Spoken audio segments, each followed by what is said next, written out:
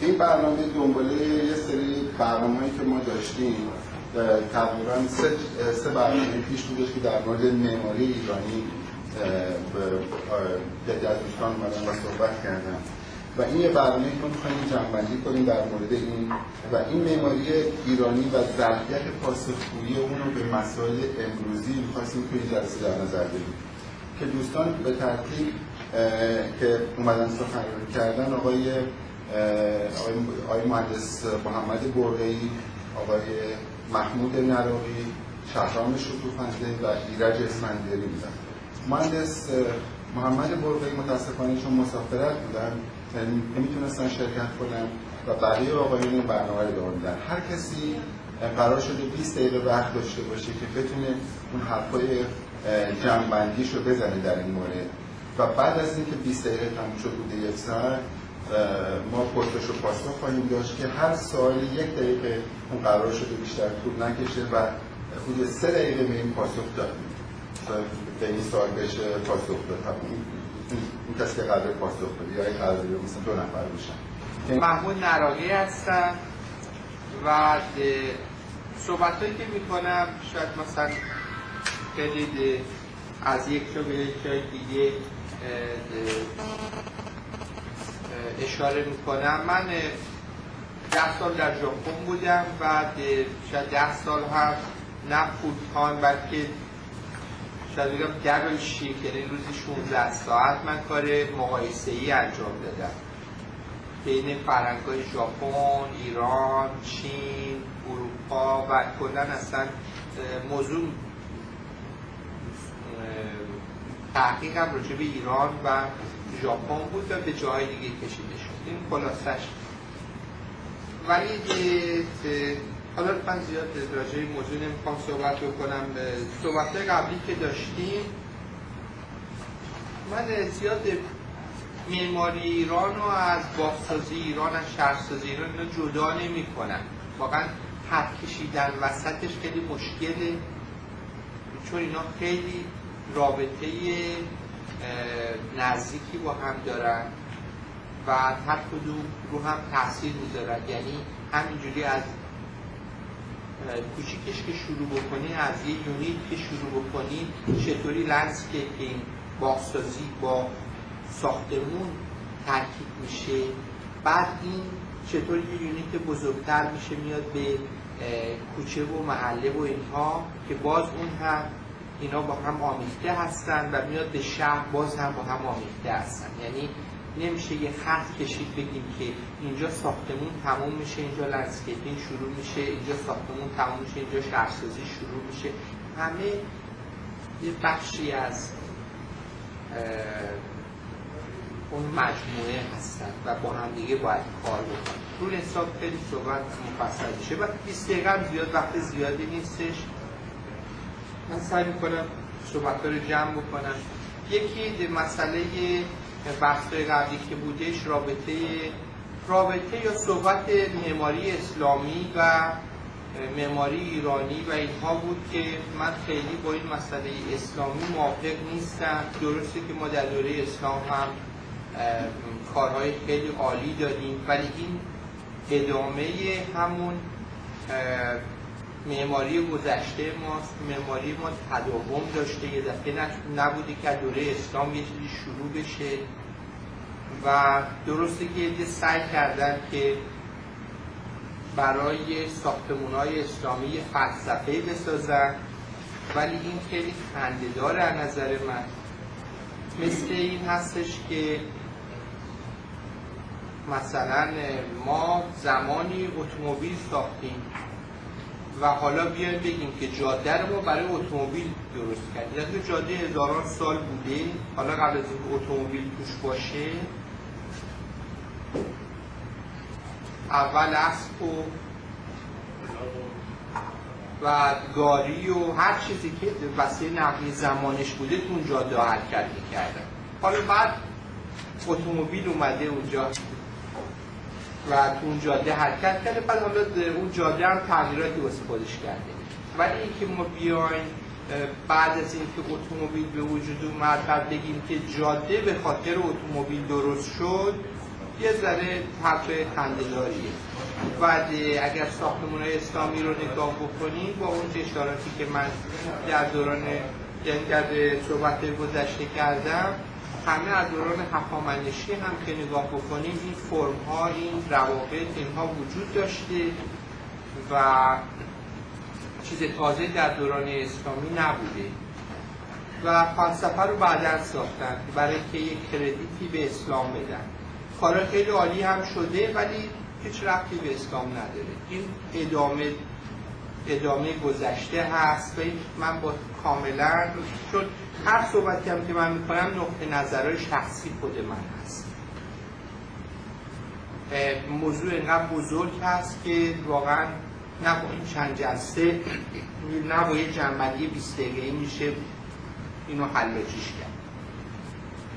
من کاملا با این فلسفه سازی ها مخالفم. اگر واقعا یک سازنده‌ای در اون اول خودش ادعایی کردش من به این خاطر به اون خاطر ساختم و یه چیز تازه‌ای باشه مسئله متفاوته، ولی یه چیزی وجود داشته باشه بعد یه مفسری بیاد بگه این به این خاطر ساخته شد به اون خاطر ساخته شد که اصلا ربطی به هم نداره، من با اینجور فلسفه سازی در هر هنری مخالفم.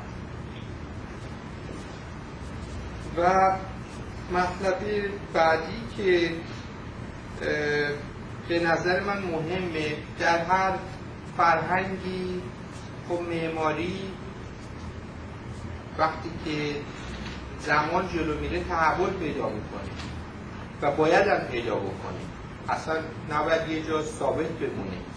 معماری ایران هم مثل همه، ولی به این صورت که ما بیاییم و در یک جایی رو متوقف بکنیم و بگیم که مرگ بر مثلا سنت یا مرگ بر هر چی که تا الان بود، حالا ما یه چیز کار تازه از الان میخوام تازه شروع بکنیم و اینها، این هیچ وقت موفق نبوده. در ایران هم عملا این رو دیدیم و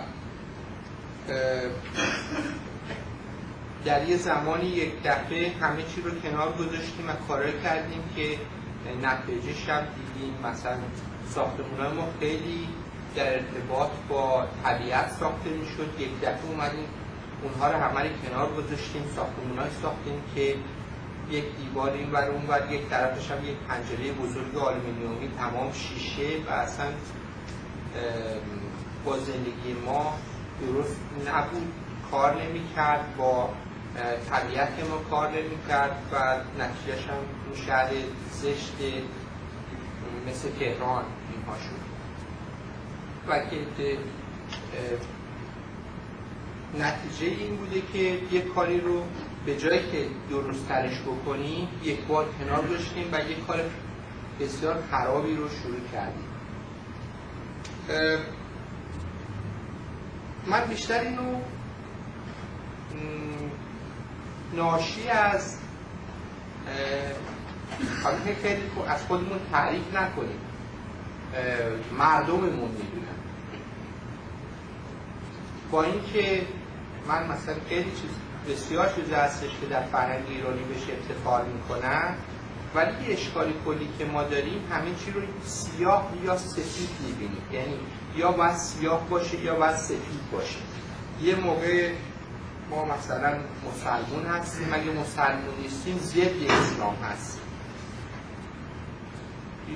یعنی فکر میکنیم که یا باید مسلمون باشیم یا اگر مثلا حالا کمونیست شدیم بعد کمونیست تمام جواب سوالای دنیا رو برای ما بده، یا اسلام باید همه جواب بده. من اسلام هم که اشاره میکنم، من که اکثریت مثلا مردم ایران اینطور هستن، یعنی هیچ فرقی نمیکنه و خیلی در اکستریم ها ما عمل میکنیم. یک دفعه مثلا اکثریت خانوما چادری هستن، ولی وقتی که میگیم چادر بده یه دفعه یک مد اکستریم مینی ژوب مقابلش میاد، یعنی مادر بزرگ مادر اینها با چادر هستن، دخترها با مینی ژوب هستن، این اصلا با همدیگه کار نمیکنه. یعنی اگر هم رفتیم این چادر بده نرفتیم چادر رو بذاریم کنار، چادر رو گذاشتیم کنار، یه لباس متعادل تری داریم. یه دفعه به اکستریم اون طرف میریم. من اینه کی متوجه شدم که ما اینطوری هستیم که تو ژاپن فرهنگ اونها رو دیدن، به این صورتی که ما میخوام یه فلسفه جواب تمام سوالامون رو بده. البته فلسفه مهمه، در تمام فرهنگ‌ها تو هنراشون هم تاثیر گذاشته و نمیتونیم انکارش بکنیم. جهانبینی هر ملتی تو تمام هنرهاش، در تمام مسائل فرهنگیش تاثیر میذاره، ولی که تفاوتش در این هست که مثلا در ژاپن جهانبینی اینها یه جهانبینی هستش که هر جا چیز خوبی رو میبینن جمع میکنن، اصلا مهم نیست این از اسلام، این از یهودیت، این از کمونیسم، این از هر چی که هست. اگر خوبه قبول میکنن، اگر بده ترک میکنن. مال خودشون هم همینطور، هر چی خوبه حفظ میکنن، هر چی بده کنار میذارن. ولی که متاسفانه ما اینطور نیستیم و اشکالمون هم این هست. اشکالمون واقعا معماریمون نیست، اشکالمون این نگاهمونه. و من مثال حالا بخوام بزنم این هستش که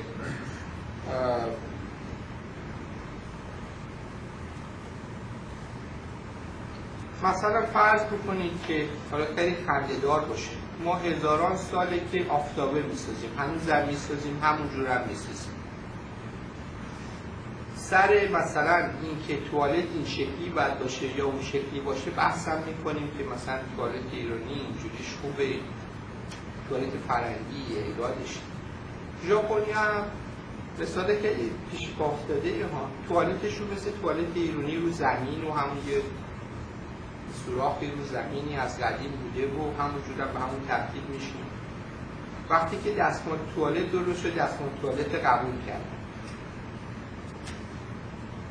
وقتی که باز یه مرحله جلوتر اومد و گفتن که مثلا یه محصولاتی توالت فرنگی به توالت ایرانی داره، توالت فرنگی رو هم قبول کرد.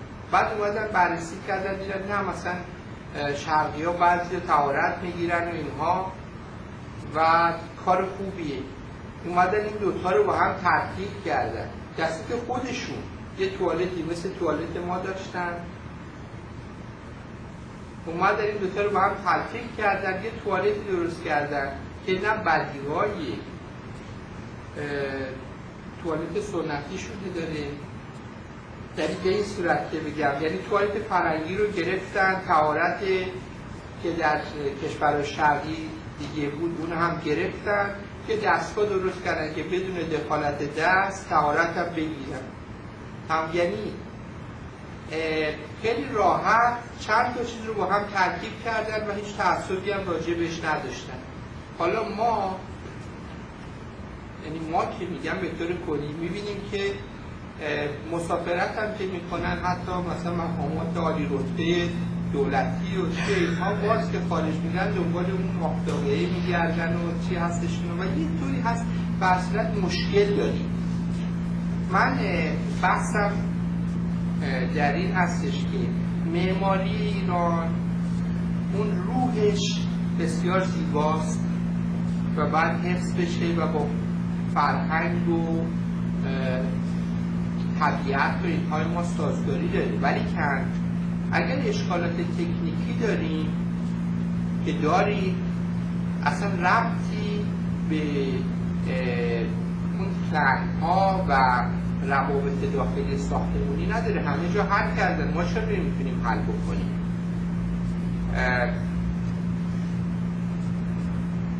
مسئله این هستش که الان شما در لس آنجلس که زندگی میکنید میبینید که سبک‌های مختلف معماری وجود داره. میگن که این اسپانیشه، این ایتالیانه، این کلاسیک یونانیه، این اینطوره اونطوره، همه هم هستن، در کنار هم هستن، ولی همه اینا هم مسائل زلزله‌اش حل کردن، مسئله گرما سرماش حل کردن، پنجره‌اش چجوری باید باشه، سقفش چجوری باشه، همینا رو حل کردن.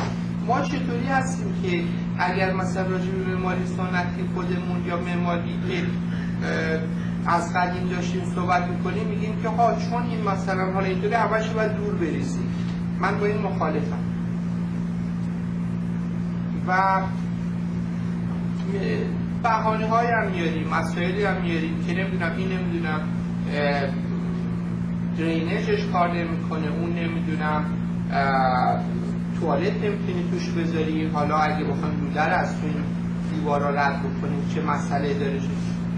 ایتالیایی ها هم مثلا خیلی ساختمونا شبیه ما داشتن، اومدن وقتی که میخواستن این مسائل فنیش حل بکنن اصلا اکسپوز اومدن لوله از رو کشیدن، مثلا رو حقیقت ساختمون قدیمیشون هم حفظ کردن و خیلی هم زیبا و اصلا اونجوری چیز نیست. دیتیل‌های خیلی قشنگی الان بهترین مثلا چیزایی که میبینین در دستشویی و توالت و اینها ایتالیایی شد، قشنگ از روی اومدن کار کردن، دیتیل‌های قشنگ خیلی هم چیز ما چرا نمی‌کنیم.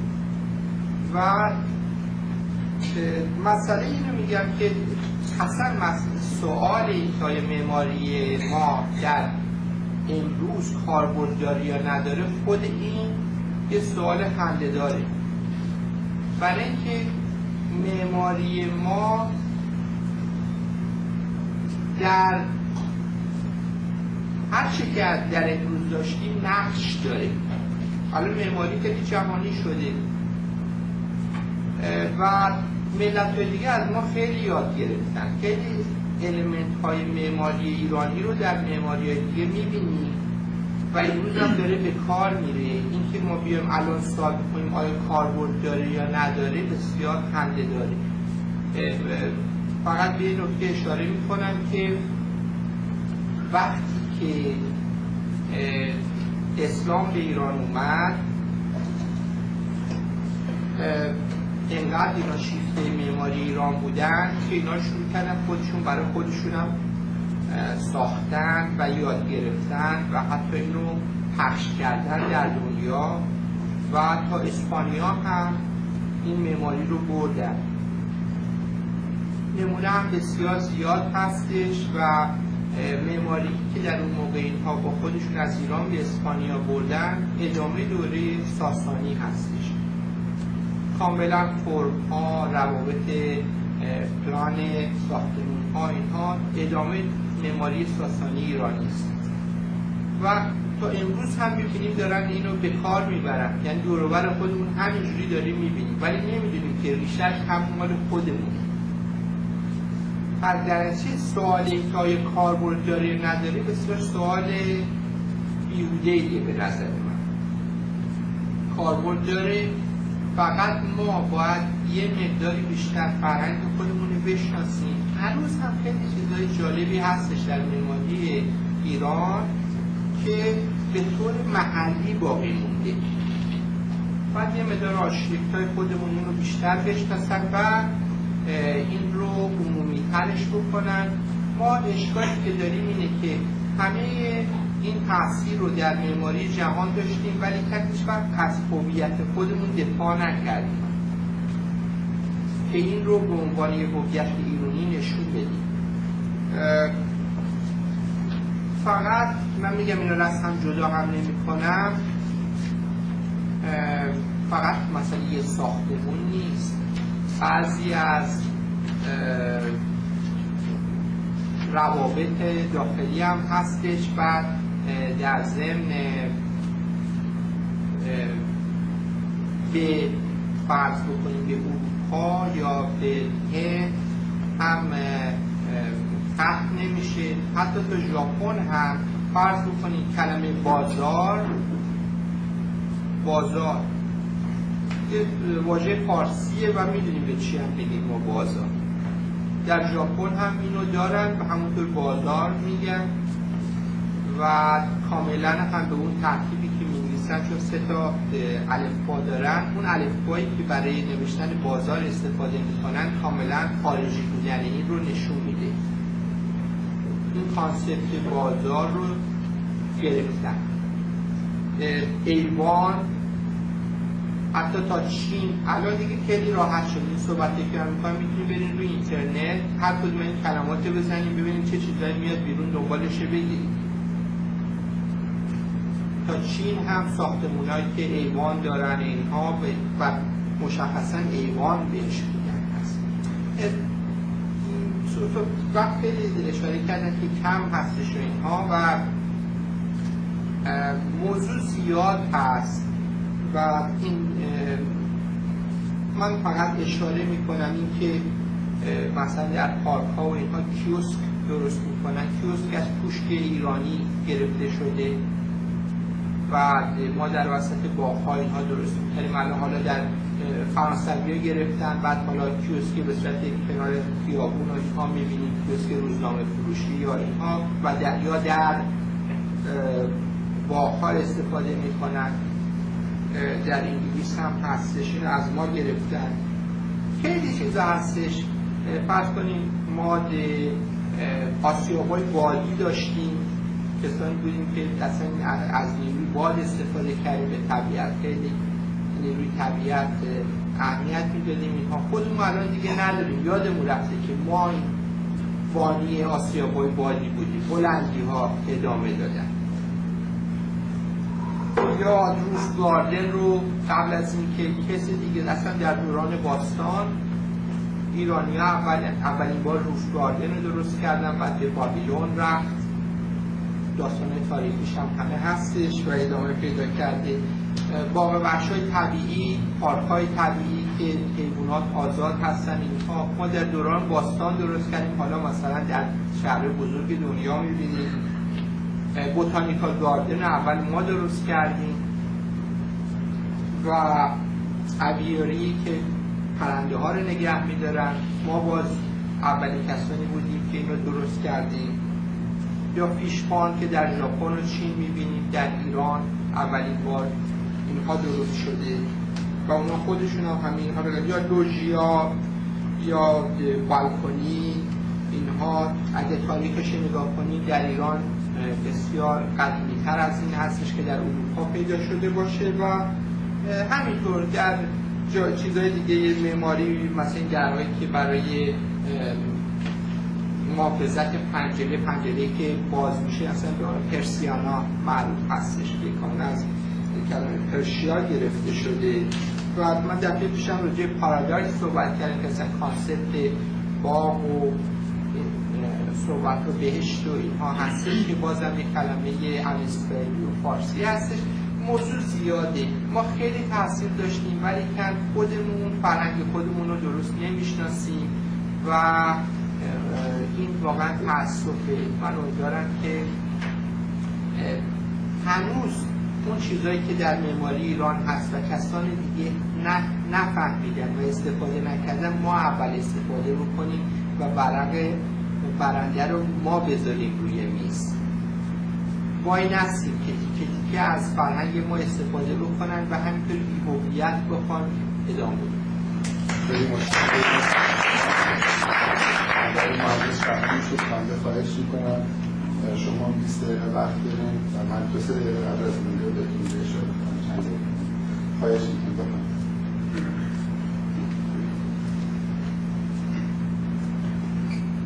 با تشکر محمود از اومدن همگیتون.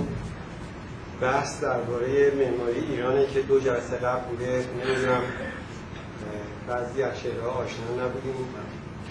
جنبندی که از جلسات قبل داریم این که معماری ایران رو مثلا به عنوان یه سمبل بتونیم معرفی کنیم، متوجه شدیم که تقریبا غیر ممکنه.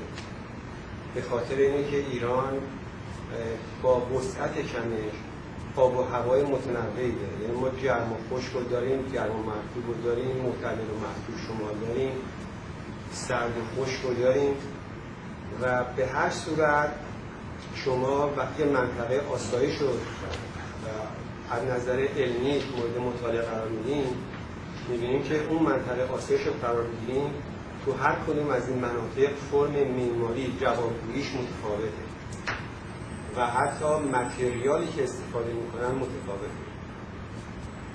این نمونه هایی شد که خب قبلا خیلی وسیع دیدیم و علاوه بر این ما از نظر کالچر و از نظر فرهنگ، از نظر نژاد کشوری هستیم که بسیار متفاوته. شما فارس داریم، لور داریم، عرب داریم، کرد داریم، بلوچ داریم، بگیریم و بریم تا بعدا از نظر دینی کلیمی داریم، مسلمان داریم، بهایی داریم، ارمنی داریم. یعنی به هر صورت که شما بخواید یک جنبندی خاصی بکنید، این یک نمیتونیم به یک فرمول خاص برسیم. شاید اونایی که میخوان معماری ایران رو به عنوان یک سمبل نشون بده، هم میدون شهریار شاید بگیم بهتر است همشون میدون شهریار بگیرن، چون اصلا همچین جنبندی که معماری ایران رو به طور یک خاص توضیح بکنیم وجود نداره. در جلسات قبل من سعی کردم که نمونه‌هایی از خونه‌های مناطق مختلف نشون بدم. متاسفانه به روستاها نتونستیم بپردازیم. معماری روستاها در ایران یک معماری وسیع هست که بخشی از ایرانی‌ها در آن زندگی می‌کنند و بسیار ابتدایی و متاسفانه مثل بشر اولیه زندگی می‌کنند. وقتی که به عنوان طراح به شما مسئولیت یک شهرسازی، یک خونه‌سازی میده برای روستایی‌ها، بسیار مشکله، چون بدون کار فرهنگی، بدون کار اقتصادی، بدون ایجاد کار برای اینا نمیشه زندگی و روابطشون زیاد تغییر داد. و وقتی که نمونه برداری شده که من این کتابی که اینجا بودم در خوزستان ما یک کاری که اونجا انجام میدادیم تقریبا از تمام شهرک‌ها، خونه‌ها و روستاها نمونه برداری کردیم. وقتی که خونه‌های رو شما میان نزدیک نگاه میکنید، اینا یه زیرو دارن، 2 تا رخت خواب دارن، یه چراغ والور دارن، 2 تا مرغ دارن و 2-3 تا از این قاشق و چیزای ملامین، خوشحال ملامین و یک زندگی بسیار بد ایجاد می‌کنه. اون هم یه نوع از معماری ایرانه که می‌خوام معماری پاسخ بده، یه پاسخی هم باید برای این طبقه داشته باشه. یعنی ما بازم از نظر اقتصادی کشورمون حالت خاص نداره، یعنی طبقه متوسط بزرگ نداره، هم خیلی غنی داریم، متوسط داریم، بسیار ضعیف هم داریم. اینا رو جمع‌بندی می‌کنید به عنوان طراح و به عنوان آرکیتکت. وقتی که شما می‌خواید بررسی بکنید زمان، مکان و اینا همه اینا رو به یه راه حل‌های متفاوتی می‌کشن. حالا باید که جمع این بیشتر من می‌خواستم صحبتامون کوتاه باشه که بیشتر بتونیم با همه صحبت بکنیم، یه خود از طریق شماها بیشتر نظرات داده میشه تا از طریق ما. یک مجله من میخوندم به نام هنر شناخت که این نیم سال در ایران منتشر میشه. در سال 82 یه مقاله‌ای داشت آقای امیر منصوری نوشته حلقه مفقوده در هنر معماری. یه همچین مطلبی یه بررسی میکنه که میگه امروزه در دنیای مثل کشوری مثل ما، مثل کشورهای عقب مونده، مثل کشورهای با تاریخ کهن که تو منطقه خاورمیانه مثل ما زیاد هستن، اینا دنبال نوپرده مدرنیته هستن و میخوان اون هویت گذشتهشون هم داشته باشن. این چجوری بهش دست میاد، چجوری میشه، این بررسی میکنه و 3 راه حل میده، 3 نقطه نظر رو جمع بندی میکنه. نقطه از نظرش اینه که اینا اون گروهی هستن که بیشتر به معماری سنتی و تاریخی اهمیت میدن و به معماری مدرن اهمیت کمتری میدن. فقط معماری مدرن میاد به عنوان تکنولوژیش استفاده میکنه و اون فضاها رو میسازن که تاریخ نگری میشه بهش کنه. گروه دوم گروهی هستن که هنر رو به عنوان مدرنیته قبول میکنن، نوپردازی قبول میکنن، هویت رو به عنوان تکرار فرمای گذشته در معماری نو استفاده میکنن که معماری پست مدرن یا یکی از و این به دلیل اینکه این دوتا اصلا با هم از نظر فلسفی با هم مطابقت، یعنی با هم همخوان نیستن و کارایی هم میشه کارهای متفاوتیه. یه مقدار مدرنیتش زیاده، سنتش کمه، بعضی وقت سنت زیاده، مدرنیته کمتره. یکی از دوستان یه هفته قبل از ایران اومده بود، درباره همین معماری ایران صحبت می‌کرد. یه نکته جمله خیلی جالبی گفت، من نشنیده بودم. میگفت در ایران خب خیلی ساختمان‌سازی شنیدم که خیلی بلوشوسته، یه جوری اصلا معنی چی می‌سازه. متاسفانه هویتی هم که می‌خوام ایران بسازه الان، هویتش معنی مال چه کشوری هست، مال کجا هست. میگه اصطلاح شده طرح رومی با آجر قومی. یعنی این نشون میده که اصلا داستان چیه؟ یعنی داستان اینه که نه هویت رو میشناسیم، نه معماری ایران رو میشناسیم، نه مدرنیته رو میشناسیم، نه، یعنی یک سردرگم.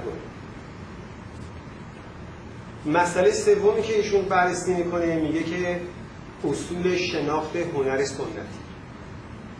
میگه اینه که اون مفقود شده اینه.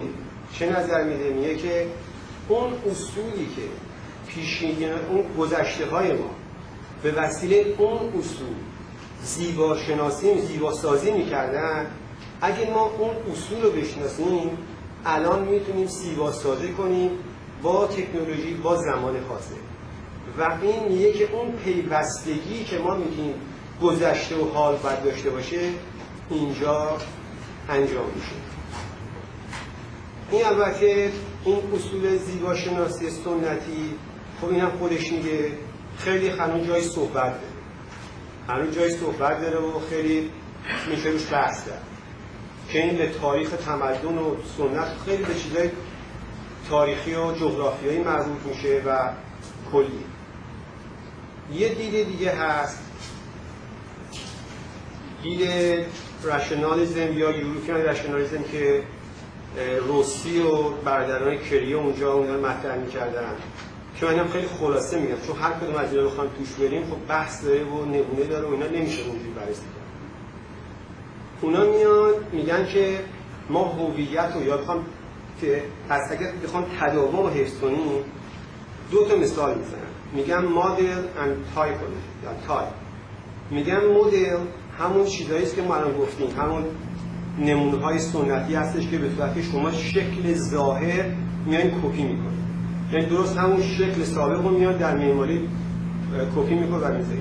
اینا بهش میگن مدل.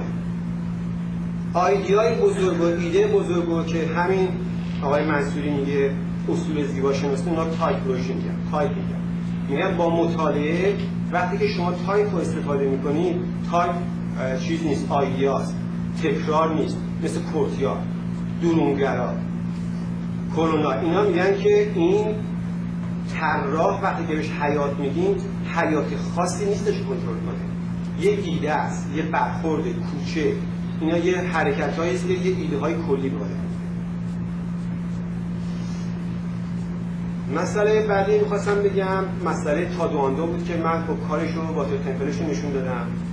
تادواندو هم از آرشیتکت‌های روز ژاپن که اینم باز معتقده که سنت رو با معماری مدرن هر دو رو داره انجام میده. میگه من در صورتی که خیلی هندسی و ساده میسازم، درون خونم بیان کننده تاریخ و قدمت و تمام چیزهایی است که بهش تعلق داره، اون سنت و ایناش به تعلق داره. این دیدای خیلی کلی بود که من خواستم بگم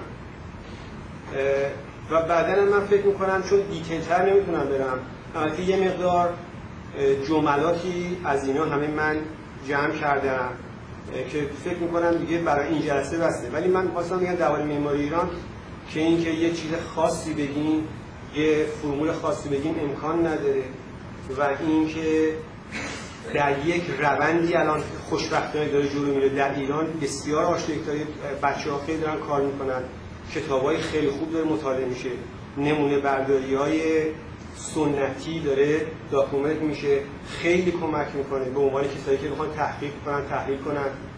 نمونه‌هاش بسیار پیشرفت شده، دانشگاه خیلی آموزششون بهتر شده و حرکت نوعی است که در ایران شده. متاسفانه این حرکت نو با حرکت تجاری خیلی متفاوته. یعنی اگه ما درصد بخوام بگیم شاید این 5% اون 95%، چیزی که در ایران اتفاق میفته در کشورهای مثل اتفاق میفته، اون حرکت تجاریش اصلا اون حالت آکادمیکشون نمیتونه انجام بده. این حالا چگونه اینا به هم میتونن کمک بکنن، به چه حالی میتونه بشه، اون دیگه سوالی هست و این یه روندی هستش که جهان باهاش دست به گریه می‌کنه. کشورهای عربی هم متاسفانه میگم ما ایرانی‌ها، حالا محمود هم زیاد گفتش، ما زیاد صحبت میکنیم برای کار تحقیقی و مطالعاتمون خیلی کمه. نسل ما که خیلی خراب‌تر میشه، نسل گذشته باز بهتره. یعنی ما کتاب‌های تاریخی که میخونیم، شما نمونه‌ها بردارین، از عرب‌ها خیلی نمونه هست، از معماری عرب خیلی نمونه هست، خیلی تحقیق شده، خیلی کار شده. یک نمونه، من اینقدر که تو کتاب‌های تاریخی میگم، یک نمونه ایرانی رو مثال نمیزنم. ما تنها کاری که تو اون معماری دوره قبل رفتیم با ایرج بردمون، شوشترین نوعی که کار آقای دیباست، فقط اونه که توی معماری قرن گذشته یه نمونه‌های 100 تا کار بودی همچین شد. جزء کارهای خلاصه قرن گذشته بود که بعد 100 سال گذشته، 100 سال گذشته که اونم خب اونم جای صحبت داره. اونم به خاطر زمانی بود که انباشت ایران از نظر سرمایه‌داری قدرت داشت و میتونست این کارو بکنه. متأسفانه بعد از انقلاب اصلا آرکیتکچر بدون سرمایه، بدون انباشت سرمایه کلان نمیتونه حرف گنده بزنه و این در کشور ما متأسفانه بعد از انقلاب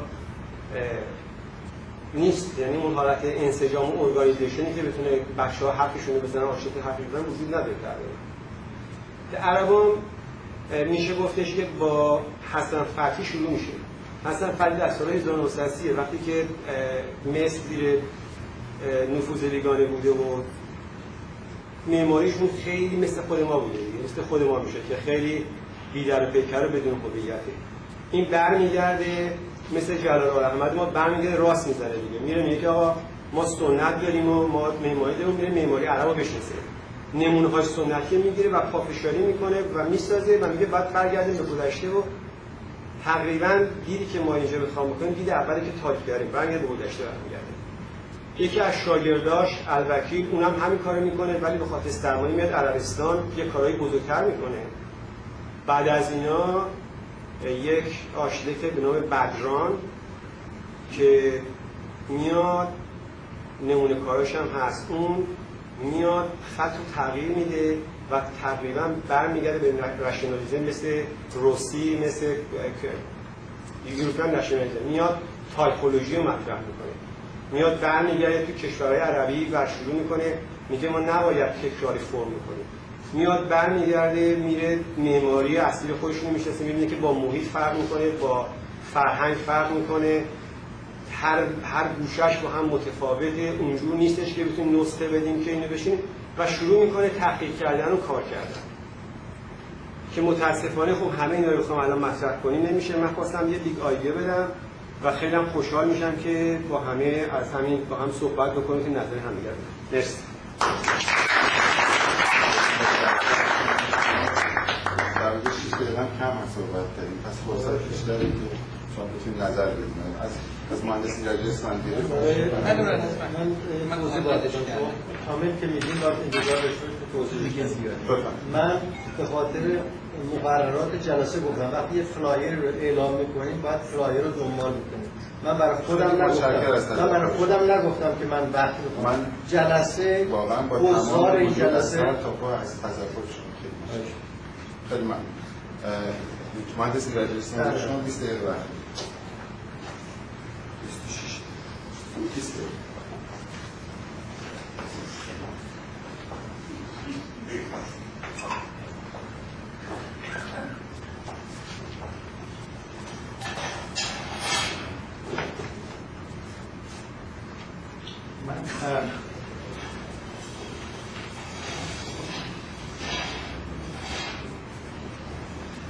صحبتمون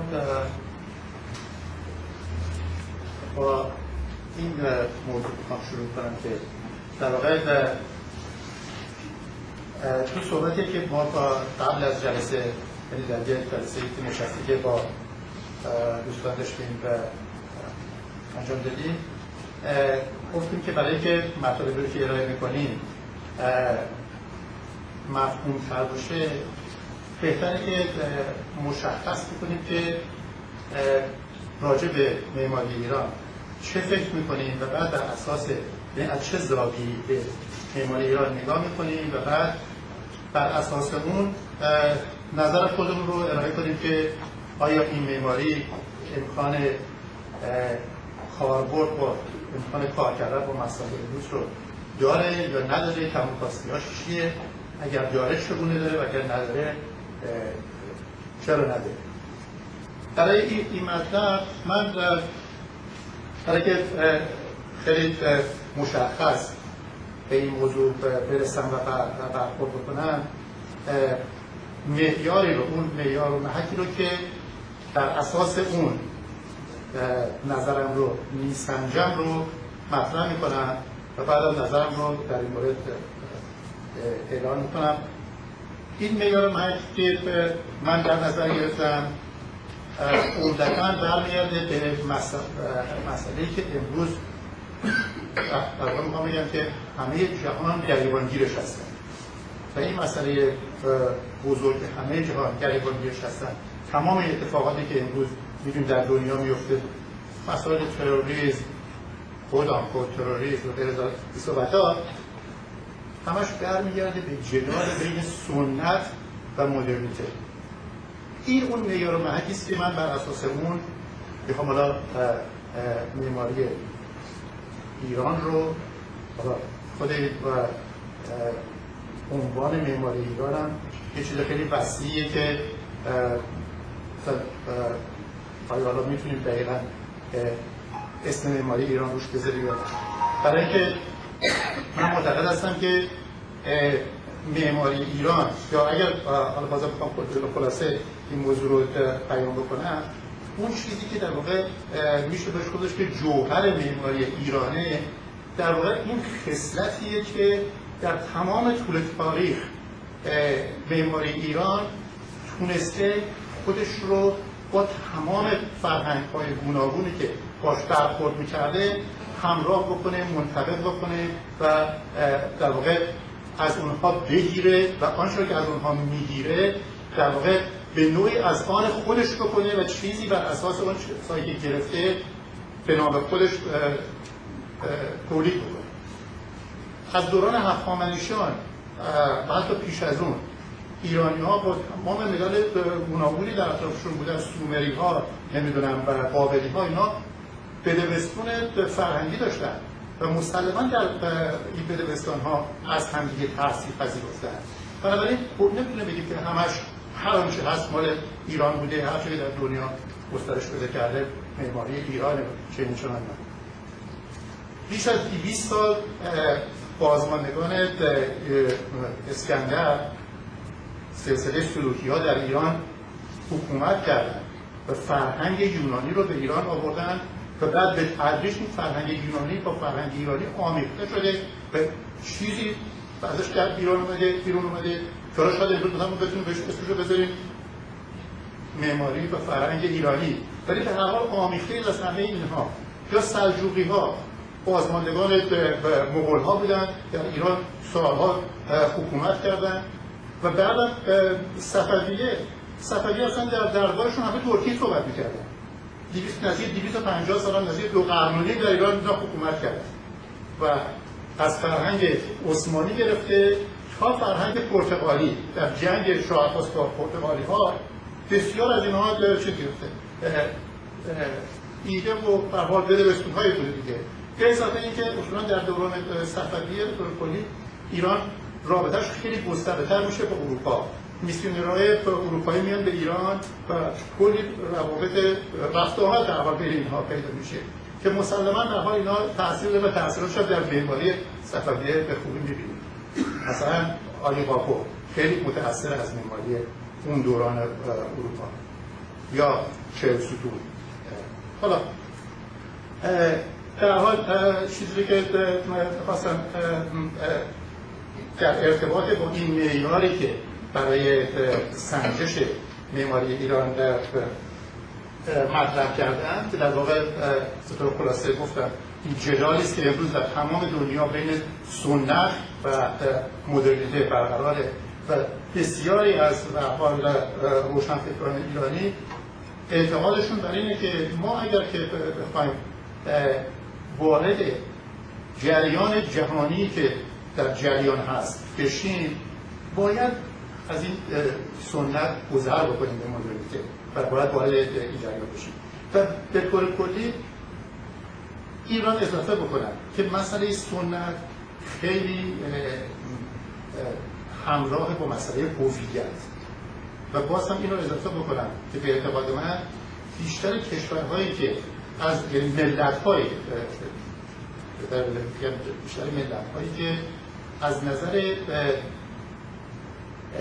به نوعی برها در این حرکت جهانی احساس عقب افتادگی میکنن و احساس میکنن که تا حدودی نسبت به دیگران در این حرکت جهانی عقب هستن، بیشتر دنبال هویت میگردن و بیشتر این هویت رو در سنت جستجو میکنن. و در واقع میخوام بگم که اشکال کار در همینجاست که جوامعی که به سختی راه پیدا میکنن به مدرنیته و این حرکت کلی جهانی بیشتر به خاطر اینه که وحشت دارن از اینکه هویت خودشون رو گم بکنن و به خاطر همین هم هستش که در سنت دنبال این هویت می‌گردن. بعد شما نگاه بکنید اصلا این امریکایی‌ها دنبال اصلا مقوله هویت نیستن. از هر جای دنیا که مردم بخوان بیان اینجا، اینا به راحتی می‌پذیرنشون و آنچنان تمام این فرهنگ‌های گوناگونی که به اینجا اومدن با هم دیگه اختلاط می‌کنن و مراوده می‌کنن، اصلا نگران اینا نیستن که هویت از هویتی که کل این ملت داره در دستاوردهایی است که روز به روز داره به دست میاره و بنابراین اصلا فکر سنت این چیزا نیست. حالا من در اینکه از وقتم به طور کامل استفاده کنم، دو تا مثال رو در مقابل همدیگه میذارم. یک نظرگاه در مورد مسئله سنت و یک نظرگاه در مورد مسئله‌ای که پیشنهاد میکنه که چگونه ما راه پیدا کنیم به مدرنیته و پیشرفتی که امروز به جریان کل جهانی هست.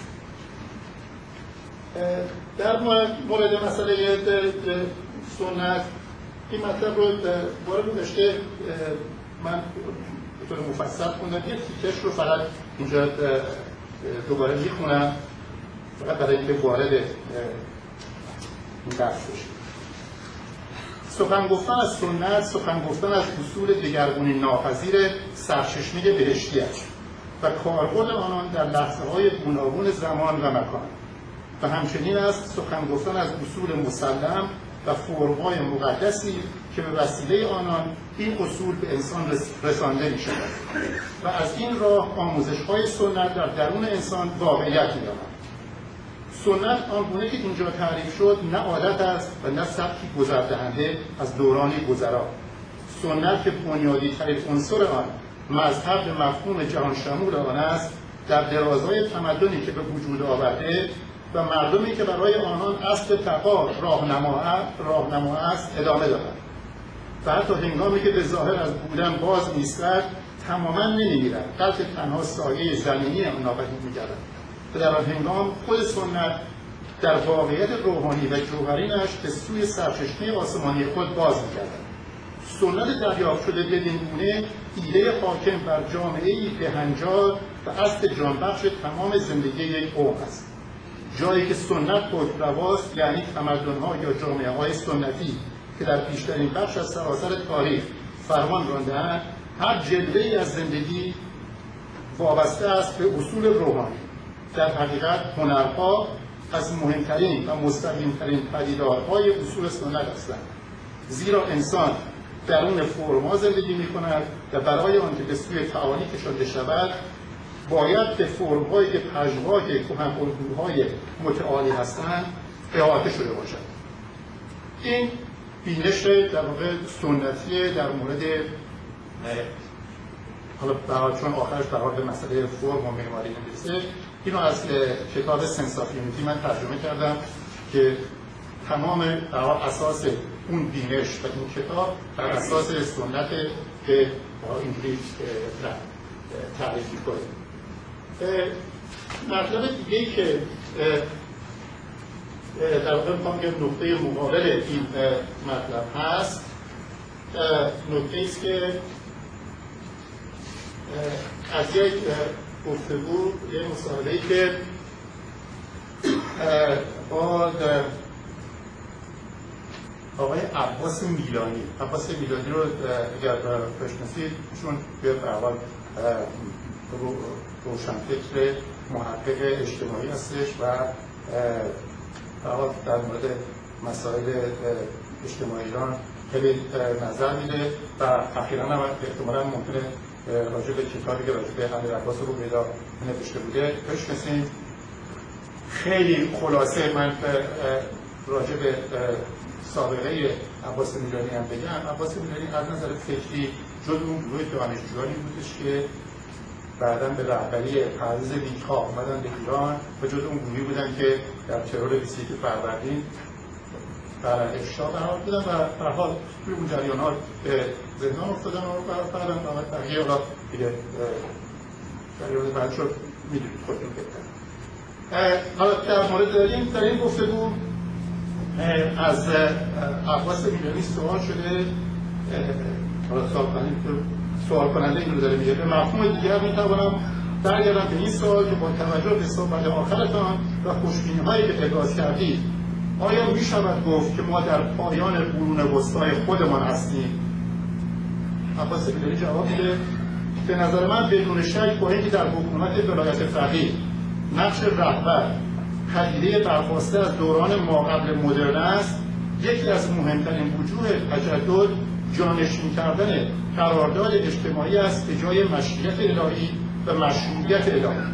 تلاش جمهوری اسلامی در دوباره تحمیل کردن مشروعیت الهی پدیده غیر مدرن است، ولی در عین حال در کنار این رأی مردم هم هست، در همین قانون اساسی انتخابات هم هست. به همین خاطر یک ترکیب ناهمگونی است. منتها از یک جهت دیگر هم ما در پایان قرون وسطای خودمان هستیم. این برمیگردد به قسمت دوم سوالی که ایشان کردند. اتفاقا اگر شما دوران 10 سال آخر شاه را نگاه بکنید، یکی از وجوه بسیار بارز فرهنگیش این است که یک بازاندیشی در مورد سنت دارد. در مورد سنت دارد در ایران صورت می‌گیرد.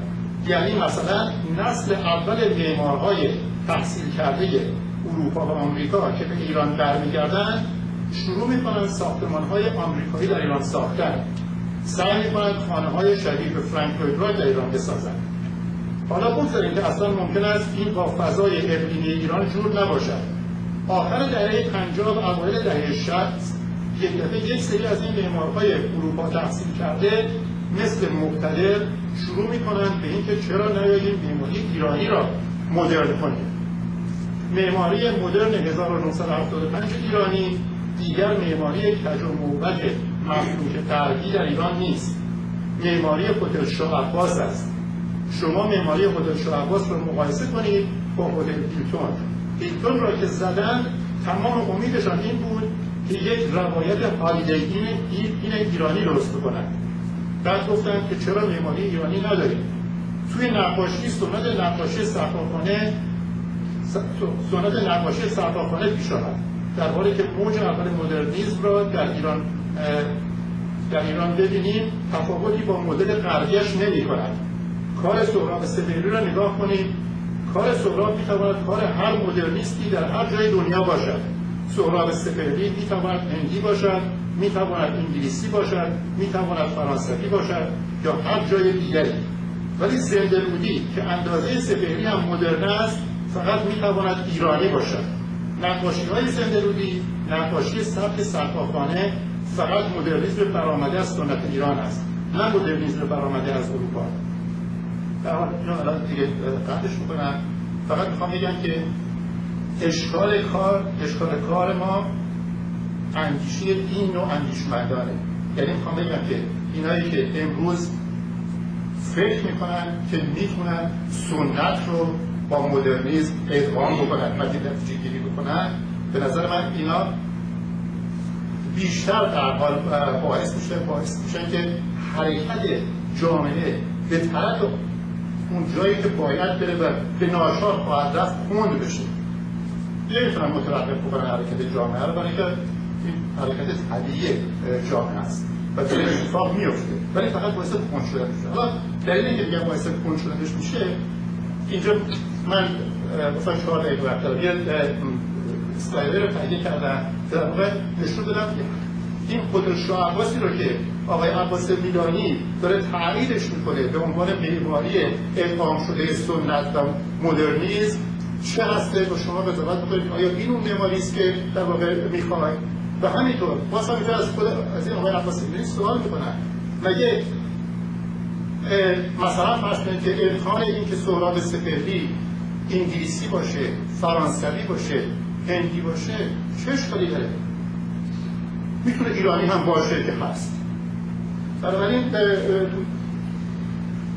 من این اسلایدر رو چند تا نشون بدم به اضافه این اسلایدر که در مورد قدرت شاه عباس نشون خواهم داد که در واقع قضاوت بکنید که چه نوع معماری رو داره پیشنهاد بکنه. یه مقدار هم اسلاید هستش راجع به معماری که در واقع در این تقریبا یک قرن گذشته یا حدود 70-80 سال گذشته در ایران انجام شده و معماران به نظر من بسیار آگاهی به همین جریان پیوند زدن جامعه ایران به کل جریان جهانی در شرکت داشتن، مثل ماکسیم سیرو، مثل آندره گودار، مثل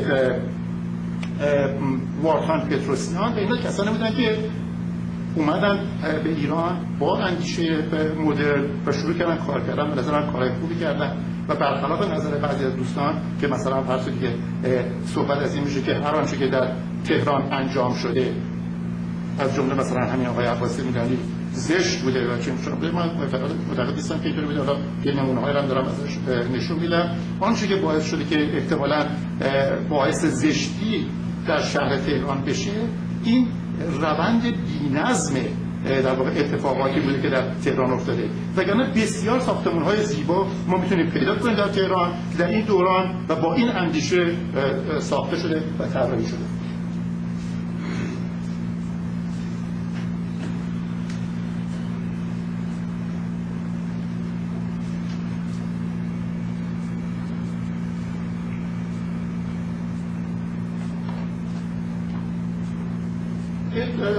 مدرسه چهارباغ و هتل شاه عباس. من اینو تذکر بدم که اصولا هتل شاه عباس یه طرح ریمادلینگ در واقع ساختمان مدرسه چهارباغ و کاروانسرای چهارباغ 300 سال پیش در زمان شاه سلطان حسین آخرین پادشاه سلسله صفویه ساخته شده بود